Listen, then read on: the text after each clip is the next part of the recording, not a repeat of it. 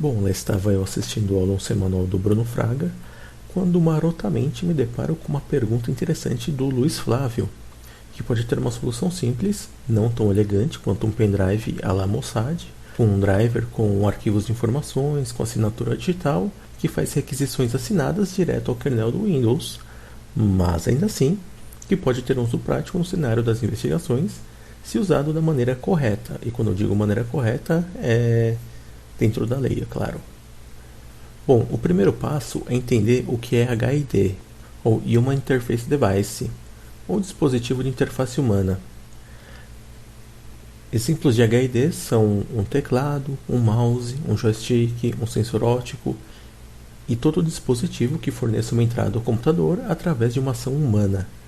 Mas nesse caso nós poderemos emular uma entrada humana, ou seja, fazer o computador reconhecer esse pendrive como se fosse um teclado em que a pessoa está dando comandos, por exemplo, Ctrl A, Ctrl C, Ctrl V. Na verdade, é um pouco mais complexo que isso, mas se formos resumir como esse dispositivo atuaria, seria dessa maneira. Vou passar um vídeo aqui rapidinho de um cartão de visitas USB. Ele usa esse mesmo conceito. Ele possui um microcontrolador que atua como um teclado genérico Microsoft. E uma das coisas legais de teclados é justamente os sinais de alternância. Se você tiver dois teclados USB conectados ao mesmo computador e em um deles você pressionar a tecla bloqueio de maiúscula ou Caps Lock, a luz do Caps Lock acenderá em ambos os teclados. Então, o Frank Dzau se aproveitou desse símbolo de alternância para ativar uma sequência de caracteres a serem digitados. Assim, em vez de simplesmente começar a digitar de imediato ou estragar todo o trabalho da pessoa, ele dá a chance de a pessoa parar o que está fazendo, abrir o editor de texto, então pressionar a combinação de 3 vezes o Caps Lock, aí somente aí ele começa a digitar. Mas nada impediria, por exemplo, de esse cartão USB, assim que conectado e receber o ACK do Windows, de ele entrar em uma combinação de teclas Windows R, escrever notepad.exe, em seguida entrar com a tecla Enter para executar, obviamente, então esperar 3 segundos para garantir que a aplicação abriu e só então começar a emular a digitação. Será que vocês entenderam onde que eu quero chegar? Para essa tarefa, eu vislumbro 2 possibilidades.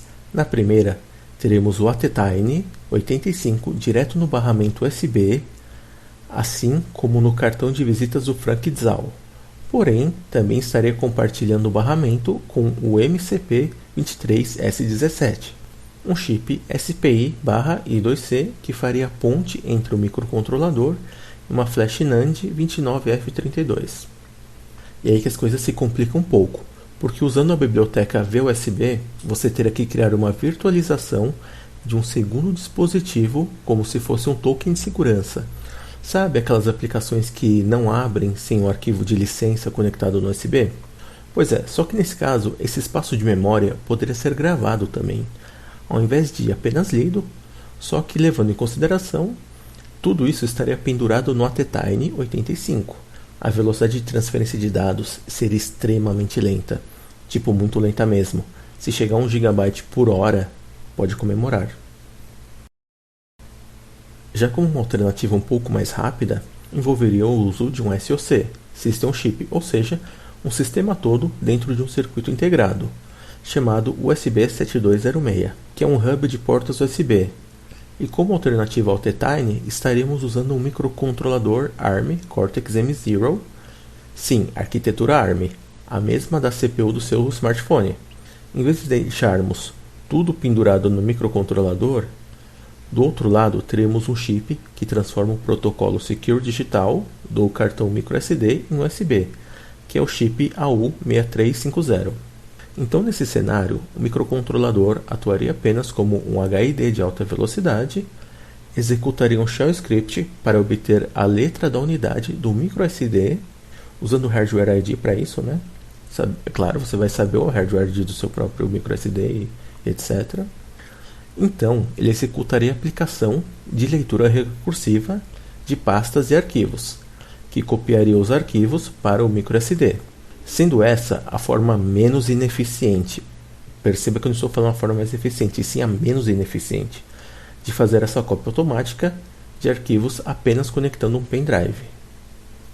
Mas é claro, isso considerando que a pessoa se afaste do computador por alguns segundos para que não veja subir a notificação de um novo dispositivo detectado, de uma nova unidade flash detectada, e que ela não veja o Microsoft PowerShell abrindo, escrevendo um script e executando. Mas se o computador estiver bloqueado na tela de login da conta Microsoft ou da conta local, aí meu amigo, todo esse esforço foi em vão. Para contornar a tela de logon, você precisaria de muita sorte.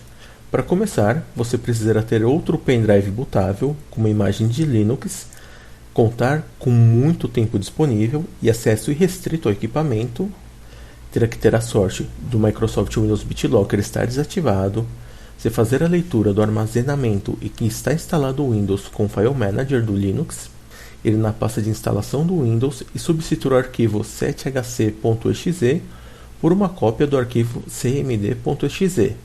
E aí você teria que adicionar mais uma rotina ao seu pendrive para que ele faça a leitura do input com o tab. Ou seja, se ele identificar que ele está no WinLogon, ele teria que emular uma pessoa apertando a tecla Shift 8 vezes para que, em vez de abrir o utilitário de aderência, ele vai executar o prompt de comando e só então ele iria solicitar o Windows PowerShell para continuar, mas isso depende de tantos e se, que nesse caso simplesmente seria mais fácil tentar engenheiro social para infectar o computador com uma aplicação que enviasse tudo para a sua nuvem.